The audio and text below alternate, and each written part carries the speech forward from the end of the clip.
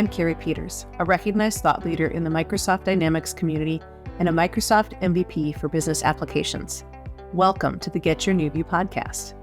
Keep listening to learn how we work with frustrated Business Central and NAV users who struggle to use their system and find the answers that they need.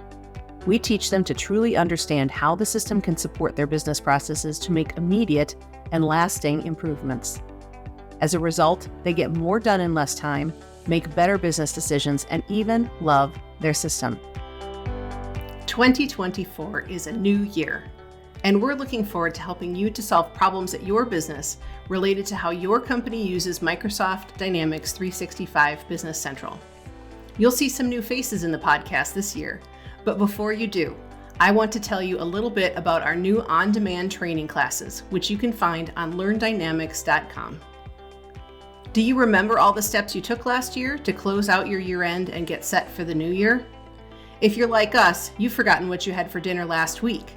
So for those once-a-year tasks, a quick refresher is a great idea, and that's what we have here with the Accountant's Year-End Refresher.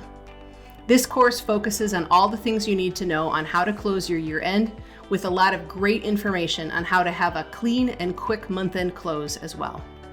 Of course, we'll get you through all the steps you need for the year-end close, as well as a review of the steps needed to load up your new annual budget.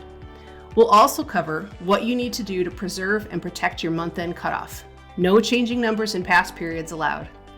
Add to all that additional lessons on general, recurring, standard, and allocation journals, and some recommendations on the best reports to use when closing a period, and you have everything you need for finishing the year strong.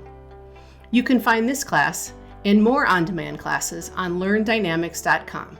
Go look to see which one fits best for you.